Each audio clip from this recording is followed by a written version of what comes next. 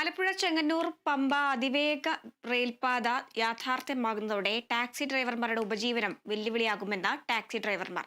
ശബരിമല സീസണിനെയാണ് പ്രധാനമായും ടാക്സി ഡ്രൈവർമാർ ആശ്രയിക്കുന്നത്. 5 വർഷം കൊണ്ട് പദ്ധതി പൂർത്തിയാക്കാനാണ് റെയിൽവേ നീക്കം.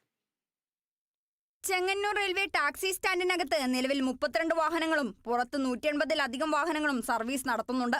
ശബരിമല സീസണിൽ ലഭിക്കുന്ന വരുമാനമാണ് ടാക്സി തൊഴിലാളികൾ പ്രധാനമായും ആശ്രയിക്കുന്നത്. അപ്പോൾ ഈ 2 മാസത്തെ ഒരു പ്രതീക്ഷ വെച്ചാണ് സകലമാന ഡ്രൈവർമാർ ഇരിക്കുന്നത്. അപ്പോൾ ഇങ്ങനൊരു പദ്ധതി വരുമ്പോൾ അത് തീർച്ചയായിട്ടും ഇവിടുത്തെ ടാക്സി തൊഴിലാളികൾക്ക് വളരെയേറെ ബുദ്ധിമുട്ടുണ്ടാക്കുന്ന ഒരു പദ്ധതിയാണ്.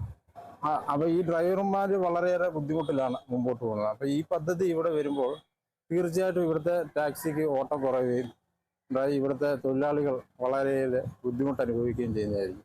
ഗവൺമെന്റ് താരിഫ് അനുസരിച്ച് 1 കിലോമീറ്ററിന് 36 രൂപ മാത്രമാണ് ഈടാക്കുന്നത്.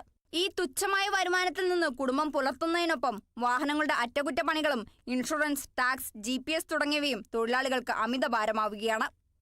ചെങ്ങന്നൂരിൽ വന്ന് ചെങ്ങന്നൂർ റെയിൽ പാതയിൽ കൂടി കൂടുതൽ തീർത്ഥാടകർ എത്തുന്ന കൂടി ആ സ്വകാര്യ വണ്ടികളുടെ അമിതമായ ഒരു പ്രവാഹം കാട്ടിലേക്ക് അല്ലെ ശബരിമലയിലേക്ക് ചെല്ലുന്നതിലും അതിൽ നിന്നും ഉണ്ടാകുന്ന ദുരവസ്ഥയ്ക്ക് ഒരു പരിഹാരം കണ്ടെത്തുവാനും എല്ലാ രീതിയിലും ഈ പാതയ്ക്ക് വരുന്നതോടുകൂടി ചെങ്ങന്നൂർ സമഗ്രമായ ഒരു മാറ്റമാണ്. ശബരിമല തീർത്ഥാടകരുടെ യാത്രാക്ലേശത്തിന് പരിഹാരം കാണുക എന്ന ലക്ഷ്യത്തോടെയാണ് റെയിൽവേ ബോർഡ് പുതിയ പദ്ധതിക്ക് അനുമതി നൽകിയിരിക്കുന്നത്. 59.23 കിലോമീറ്റർ ആയിരിക്കും പാതയുടെ നീളം.